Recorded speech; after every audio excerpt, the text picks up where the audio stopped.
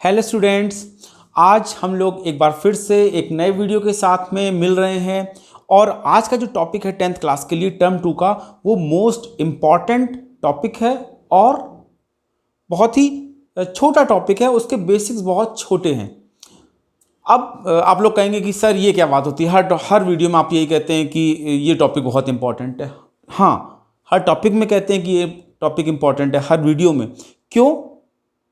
क्योंकि आपके बोर्ड के लिए हर टॉपिक इंपॉर्टेंट है। और ये टॉपिक इसलिए मैं इंपॉर्टेंट बोल रहा हूं क्योंकि इससे एक क्वेश्चन तो जरूर आता ही आता है, जरूर आता है। तो चलिए स्टार्ट करते हैं आपके अपने चैनल मी एंड मैथ पर। और स्टार्ट करने से पहले इसकी हेडिंग देखते हैं, और हेडिंग का नाम है हाइट एंड डिस्टेंस। आपकी बुक में इस चैप्टर का नाम है सम एप्लीकेशंस ऑफ ट्रिग्नोमेट्री, लेकिन बेसिकली इसका नाम हाइट एंड डिस्टेंस है। तो बिना किसी देरी के स्टार्ट करते हैं। तो सबसे पहले इसका एक छोटा सा जो बेसिक है वो समझ लेते हैं। और ये आप देख रहे होंगे कि एक आदमी है, अगर ये ऊपर की तरफ देखता है, अगर हम लोग ऊपर की तरफ देखें तो ये जो एंगल होगा हॉरिजॉन्टल से, ये जो इसकी आई से हमने एक जो हॉरिजॉन्टल लाइन इमेजिनरी हमने ड्रॉ करी है, इससे जो ये एंगल बनाएगी इसकी लाइन ऑफ साइट, ये लाइन ऑफ साइट है। तो लाइन ऑफ साइट इस हॉरिजॉन्टल से जो एंगल बनाएगी उसको बोलेंगे एंगल ऑफ एलिवेशन।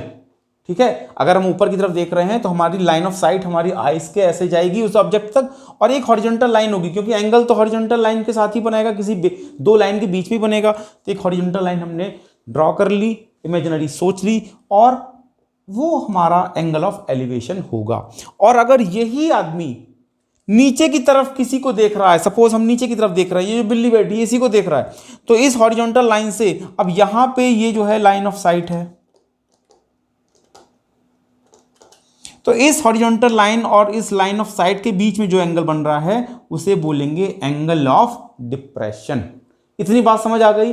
अगर इतनी बात समझ आ गई तो फिर हम लोग आगे क्वेश्चन की तरफ बढ़ते हैं। तो angle of elevation and angle of depression, यही दो चीजें याद रखनी है। तो आगे बढ़े, चलिए आगे बढ़ते हैं।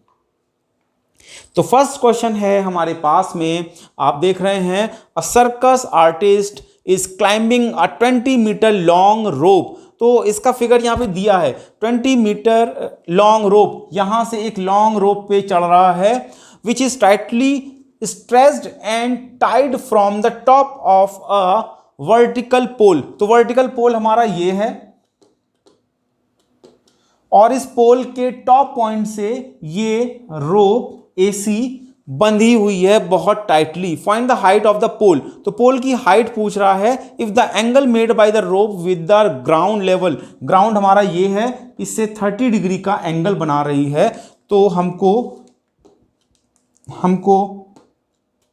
पोल ऑफ हाइट यानी h की वैल्यू निकालनी है। तो वेरी सिंपल, पोल और ग्राउंड के बीच में हमेशा 90 डिग्री का एंगल होगा। ठीक है, अब ये मत कहना कि सर मेरे यहां तो ऐसे झुका हुआ पोल खड़ा है। अरे आपके घर में कैसे भी खड़ा होगा, है ना, लेकिन जो पोल होता है वो ग्राउंड पे सीधा खड़ा होता है। तो ये 90 डिग्री का एंगल बन रहा है। इस ट्रायंगल में हम लोग लगा देंगे tan 30। tan 30 is equal to, क्या होता है tan 30 इज इक्वल टू, क्या होता है परपेंडिकुलर अपॉन बेस, यानी कि यहां पे हो जाएगा h अपॉन BC। अच्छा, और BC तो हमारे पास में लेकिन है नहीं, तो BC नहीं है तो फिर यहां पे हम लोग tan 30 नहीं लगाएंगे, क्योंकि tan में हमको इसकी और इसकी जरूरत होगी। तो क्या करेंगे फिर, ऐसा कौन सा ट्रिग्नोमेट्रिक रेशियो है जिसमें हाइपोटेनस और परपेंडिकुलर में कोई रिलेशन होता है?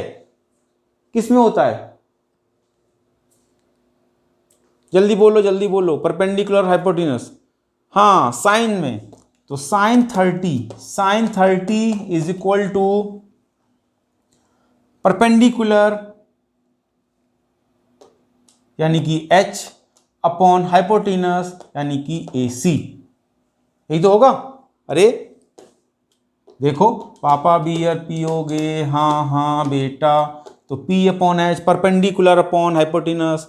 तो साइन 30 की वैल्यू 1/2, h की वैल्यू निकालनी है, AC की वैल्यू कितनी है हमारे पास 20 है, तो h की वैल्यू कितनी हो जाएगी, 20/2, ये कैंसिल हुआ, आया 10 मीटर।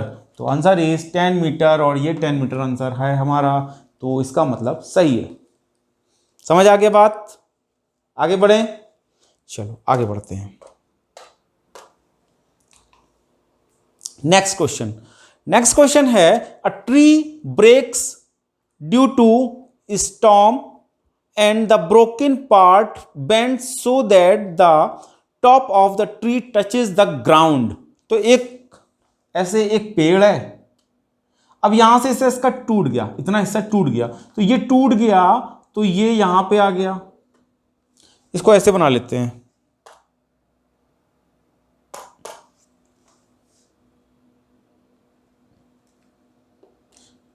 ये रेड कलर वाला टूटा हुआ हिस्सा है, तो ये हमारा ये ऐसे आ गया,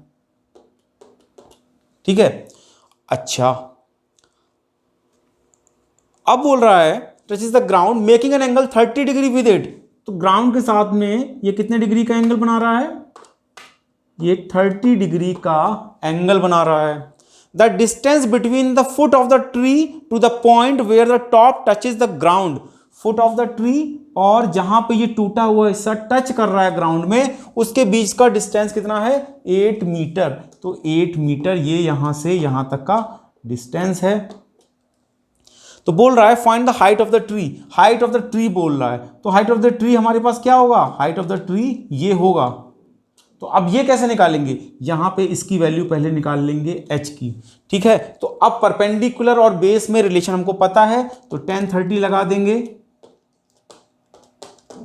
h/8 और 10/30 क्या है, 1/√3 इज इक्वल टू h/8। तो h की वैल्यू कितनी आ गई, 8/√3। अच्छा, अब h की वैल्यू आ गई, हमको ये निकालना है पूरा, ठीक है। तो ये कैसे निकलेगा,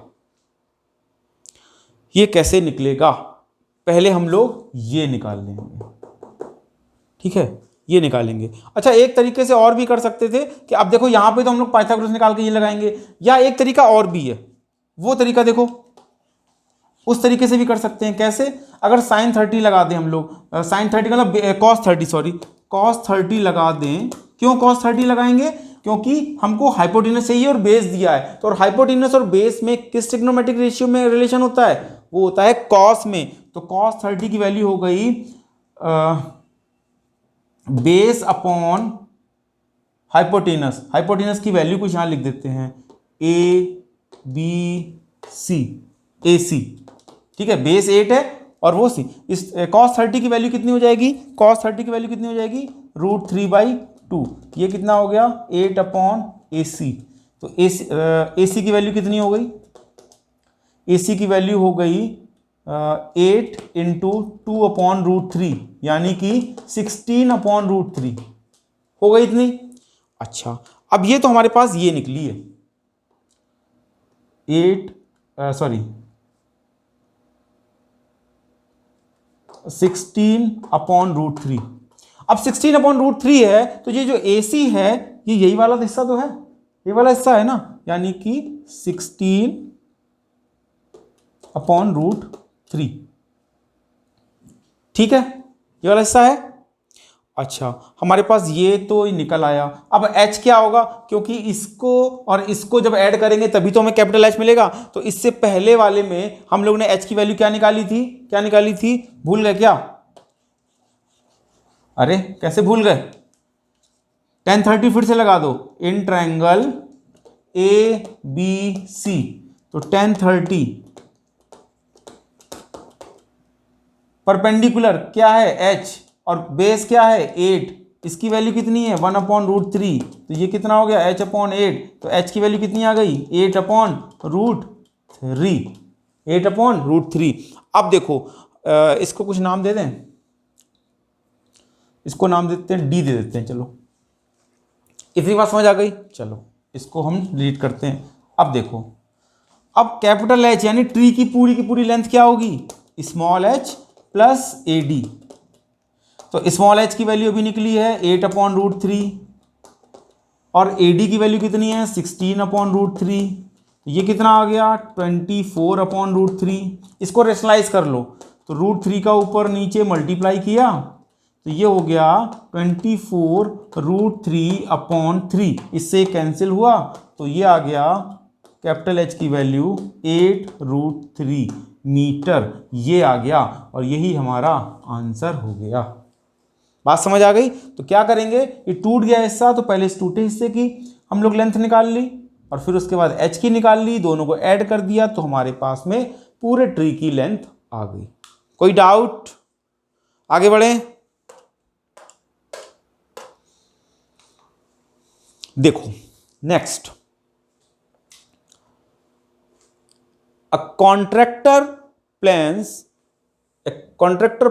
to install 2 slides of children to play in a park.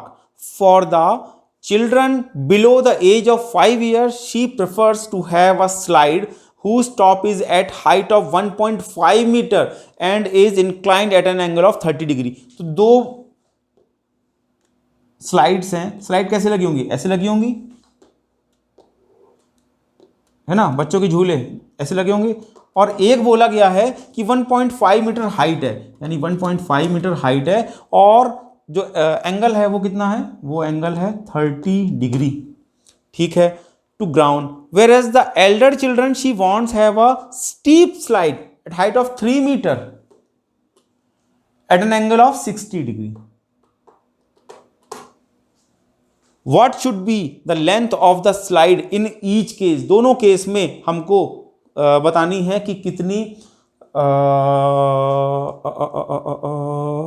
Length, यानी कि हमको बताना है ये, ठीक है। तो देखो ये परपेंडिकुलर है दोनों केस में, तो ऐसा कौन सा ट्रिग्नोमेट्रिक रेशियो है जिसमें परपेंडिकुलर और हाइपोटेनस इसमें रिलेशन होता है? तो साइन, तो फर्स्ट वाले में लगाएंगे, इसमें लगा देंगे ABC PQR। तो इन ट्रायंगल ABC, तो ये हो गया हमारे पास sine 30 degree is equal to perpendicular 1.5 upon hypotenuse यानी कि AC। तो इसकी वैल्यू 1/2, ये हो गया AC, sorry 1.5 upon AC, then AC की वैल्यू हो गई 3 मीटर। तो फर्स्ट वाले की आ गई। अब सेकंड वाले में इन ट्रायंगल PQR, तो sine 60 is equal to perpendicular 3 upon hypotenuse यानी PR, ये होता है √3/2 इज इक्वल टू 3/PR। तो यहां पे सॉल्व करेंगे तो ये आ जाएगा PR is equal to, cross multiply कराएंगे तो 6/√3। अगर इसको रेशनलाइज करेंगे, रेशनलाइज करने पे कितना आएगा, ये आप करेंगे रेशनलाइज खुद, तो 2√3। तो आंसर इज पहली वाली कंडीशन में 3 मीटर एंड सेकंड वाली कंडीशन में 2√3 मीटर। तो ये इसके ऑप्शन है। समझ आ गया ये क्वेश्चन? आगे बढ़ें, चलो।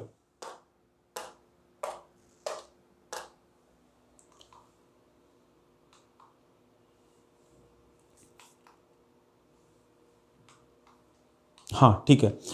The angle of elevation of the top of a tower from a point on the ground. तो एक टावर हमने खड़ा किया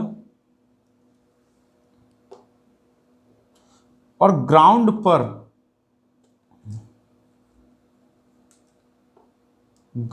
पर एक कोई पॉइंट है, यहां से एंगल ऑफ एलिवेशन यानी कि ये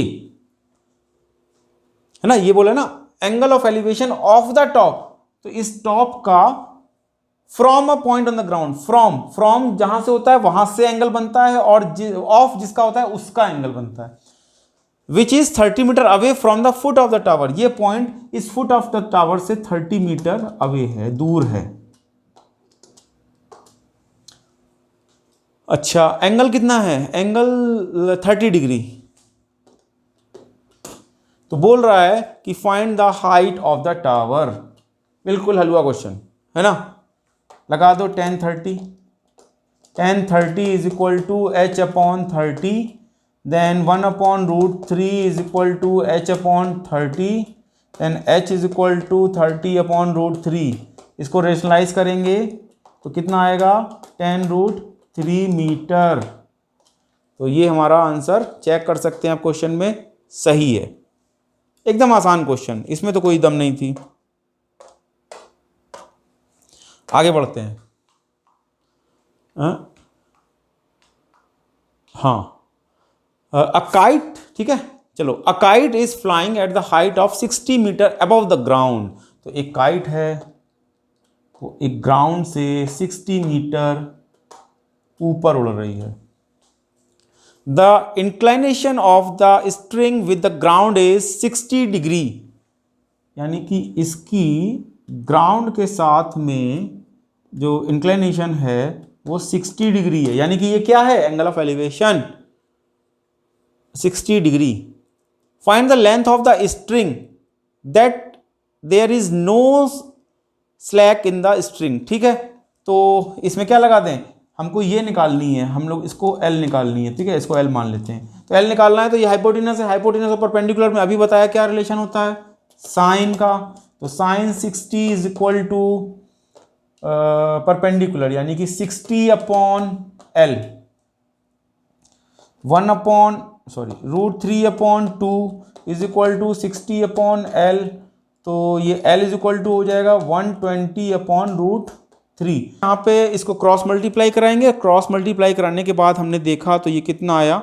ये आया 120/√3, 130/√3। साइन 60 की वैल्यू लगाएंगे। क्यों लगाएंगे? क्योंकि ये परपेंडिकुलर और हाइपोटेनस है। परपेंडिकुलर हाइपोटेनस में साइन में ही रिलेशन होता है, और परपेंडिकुलर अपॉन हाइपोटेनस 60/L। तो साइन 60 की वैल्यू √3/2, √3/2। तो ये हो गया 120/√3। L की वैल्यू, इसको रेशनलाइज करेंगे तो ये हो जाएगा हमारे पास में 3, इसको रेशनलाइज करो, √3 और √3, तो ये 3 हो गया, यानी ये हो गया 40√3। ये क्या हो गया? ये हो गया 40√3। इस आंसर को आप थोड़ा चेंज कर लीजिएगा, 40√3 है ये, 8√3 नहीं, यहाँ पे गलत प्रिंट है। ठीक है, इतनी बात समझ आ गई। आगे बढ़ें। तो नेक्स्ट क्वेश्चन है हमारा कि 1.5 metre tall boy is standing at some distance from 30 metre tall building. तो एक हम लोग 30 मीटर की बिल्डिंग बनाते हैं और उससे कुछ डिस्टेंस पे एक लड़का खड़ा कर देते हैं 1.5 मीटर का। The angle of elevation from his eyes. तो आईज कहाँ पे होंगी? ऊपर होंगी ना। हम लोग खड़े हैं तो हमारे आईज ऊपर ही है ना, इतनी हाइट के बाद ही तो है। तो 1.5 के बाद में यहाँ पे आईज है। Angle of elevation to the top of the building increases 30 to 60 degree as he walks towards the building। जैसे जैसे वो बिल्डिंग की तरफ बढ़ता है तो उसका एंगल ऑफ एलिवेशन बढ़ता है और 30 से 60 हो जाता है। तो मतलब एक हॉरिजॉन्टल लाइन हमने यहाँ से ड्रॉ करी, ये रेड कलर वाली इमेजिनरी हॉरिजॉन्टल लाइन है। तो यहाँ से जो एंगल ऑफ एलिवेशन है वो 30 डिग्री है। जब वो यहाँ पे आ गया तो उसका एंगल ऑफ एलिवेशन 60 डिग्री हो गया। तो हमको बताना है कि find the distance he walk towards the building, यानी हमको ये निकालना है। ठीक है, चलो ये y हो गया। अच्छा, अब ये कितना होगा? इसको हम लोग यहां लिखते हैं 30, तो ये पूरा है और यहां से यहां तक 1.5 है। ये 1.5 है, ये भी तो 1.5 होगा। तो फिर यहां से और यहां तक कितना हो जाएगा? 30 में से 1.5 माइनस कर देंगे तो 28.5। तो अब इसको कुछ नामकरण कर देते हैं, A, B, C and D। तो देखो पहले हम लोग क्या करें, ये ट्रायंगल ACD लेते हैं। तो पहले ट्रायंगल ACD लेंगे तो ये हो जाएगा इन ट्रायंगल ACD। हाइट कितनी है 28.5 और एंगल कितना है 60 और परपेंडिकुलर है और वाई यानी बेस निकालना है। तो tan 60 is equal to 28.5 upon y. ठीक है, तो tan 60 की value √3 28.5 upon y, then y की वैल्यू आ जाएगी 28.5 अपॉन √3। अब इसको √3 से जरा इसको रेशनलाइज करो, तो √3 का ऊपर नीचे मल्टीप्लाई करेंगे तो ये हो गया y इज इक्वल टू, और ये बन गया 28.5 √3 अपॉन 3, इसको कैंसिल किया तो y की वैल्यू आ गई हमारे पास, यहां लिख देते हैं y की वैल्यू 3 9 27.5 9.5 √3, ये y की वैल्यू आ गई। ठीक है, इतनी बात समझ आ गई, इसको बिठा देते हैं। अब हम लोग बड़ा वाला ट्रायंगल ले लेते हैं A B D. In triangle A B D तो ये क्या हो जाएगा tan 30 डिग्री और परपेंडिकुलर 28.5 और बेस कितना है x प्लस वाई। तो tan 30 की value 1 upon √3 28.5 upon x plus 5। तो ये कितना हो गया x plus y is equal to 28.5 √3। ठीक है, हमको x की वैल्यू निकालनी है ना, तो इसको हम डिलीट कर देते हैं अब। तो y की वैल्यू रख दो, x plus 9.5 √3 is equal to 28.5 √3। इसको इधर भेज दो, तो x is equal to 28.5 √3 minus 9.5 √3, minus करो तो कितना आएगा 19 √3, यानी कि वो 19 √3 बिल्डिंग की तरफ आगे बढ़ा। समझ आ गई बात इतनी? ठीक है, चलो डिलीट करते हैं।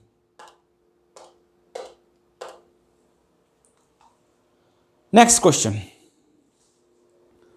नेक्स्ट क्वेश्चन है हमारे पास, from a point on the ground the angle of elevation of the bottom and the top of a transmission tower fixed at the top of a 20 metre high building. फिर से देखो, सब निकल गया। From a point on the ground the angle of elevation of the bottom. अच्छा, एक building है, उसके ऊपर एक टावर खड़ा है, ट्रांसमिशन टावर, और ग्राउंड के किसी पॉइंट से एंगल ऑफ एलिवेशन है fixed at the top of a 20 metre high building. तो इसकी यहां से 20 मीटर की हाइट है बिल्डिंग की, 45 and 65। From a point on the ground the angle of elevation of the bottom and the top of a tower, यानी इसका और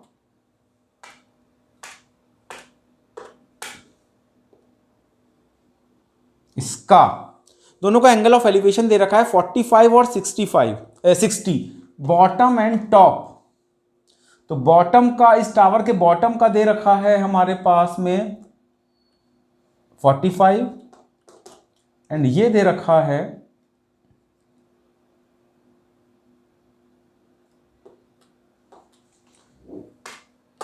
ये दे रखा है 60 डिग्री। तो बताना है find the height of the tower, यानी कि हमको ये निकालना है। ठीक है, तो ठीक, तो पहले हम लोग क्या करते हैं, इसको x मान लेते हैं। तो छोटे वाले ट्रायंगल में यानी tan 45 में, यानी कि A B C and D, in triangle A B C tan 45 tan इसलिए क्योंकि परपेंडिकुलर है हमारे पास 20 और बेस x निकालना है। तो tan 45 में 20 अपॉन x, इसकी वैल्यू 1, 20 अपॉन x यानी कि x की वैल्यू 20। x इसलिए निकाला, कोई जरूर पूछा नहीं गया था, लेकिन हमको बेस चाहिए होगा तभी तो ये निकलेगा। तो इसकी रिक्वायरमेंट के लिए x पहले हमने रिलेशन निकाल लिया, x की वैल्यू निकाल ली। इतनी बात समझ आ गई? ठीक है, इसको डिलीट कर देते हैं। अब देखो, अब बड़े वाले ट्रायंगल ले लो। इन ट्रायंगल BDC, BDC में अगर लेंगे तो क्या हो जाएगा, tan 60 degree is equal to, height कितनी है, h+20, h+20 और अपॉन x, तो x की वैल्यू दे रखी है 1/√3। ओहो, √3 इज इक्वल टू h की वैल्यू 20, h की वैल्यू निकालनी। क्या लिख रहे हैं हम आज, ये h+20 और x की वैल्यू 20, इसको इधर भेज दिया तो 20√3 इज इक्वल टू h+20। तो h की वैल्यू कितनी हो गई, 20√3 - 1, यानी कि h की वैल्यू हो गई 20√3 - 1। तो ये हमारे पास इस टावर की लंबाई आ गई। यही तो था टावर की लंबाई, यही टावर ब्लैक वाला था, h की वैल्यू आ गई। ठीक है, बात समझ आ गई इतनी? आगे बढ़े, चलो आगे देखो।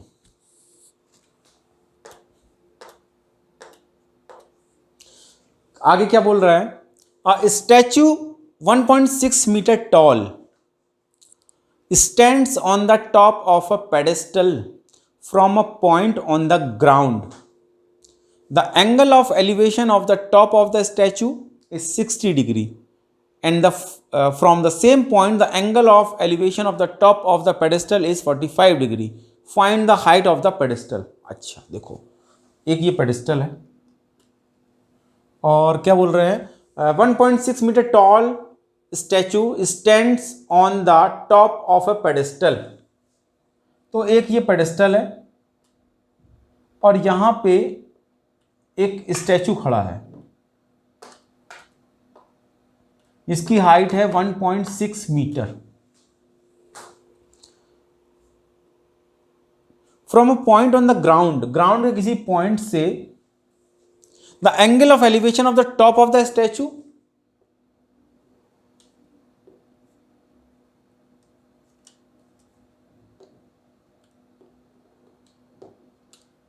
कितना है, 60 डिग्री। और and from the same point angle of elevation of the top of the pedestal, top of the pedestal का मतलब ये वाला, ये कितना है, ये है 45 डिग्री। तो बोल रहे हैं कि find the height of the pedestal, यानी कि h की वैल्यू निकालनी है। तो पहले हम लोग उसी तरीके से करेंगे, इसको नाम देते हैं ABCD। तो in triangle BDC tan 45 is equal to, ये x ले लेते हैं, h/x, इसकी वैल्यू 1, h/x, तो h is equal to x।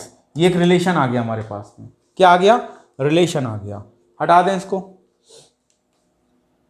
ध्यान रखना h is equal to x। अब बड़े बड़े ट्रायंगल में ले लो, इन ट्रायंगल ABC, तो ये क्या हो जाएगा, tan 60 is equal to 1.6 plus h/x। ठीक है, तो tan 60 की value √3, 1.6 plus h/x, then 1.6 plus h is equal to x√3। अब x की वैल्यू h थी, है ना, h is equal to x निकाला था हमने, क्या निकाला था, h is equal to x।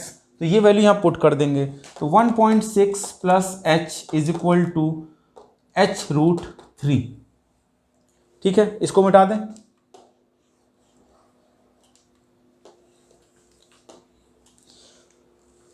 तो h√3 minus h is equal to 1.6, h common लिया तो ये आ गया √3 - 1 इज इक्वल टू 1.6। तो h is equal to 1.6 upon root 3 minus 1। या तो यहीं तक छोड़ दीजिए और रेशनलाइज करेंगे, तो रेशनलाइज करने में क्या होगा, रूट 3 प्लस 1 का ऊपर नीचे मल्टीप्लाई होगा, तो a plus b a minus b, नीचे बनेगा क्या, a square minus b square, यानी कि 3 माइनस 1, यानी कि क्या आ जाएगा 3 माइनस 1 का 2। इसको कैंसिल करेंगे तो आंसर इज 0.8 रूट 3 प्लस 1। ये हमारे पास h की वैल्यू आ गई, यही आंसर है। ठीक है, समझ आ गई बात। तो मिलते हैं नेक्स्ट वीडियो में एज ए शेड्यूल, जैसा कि शेड्यूल में है उसी हिसाब से। तब तक के लिए जुड़े रहिए मी एंड मैथ से। Thank you.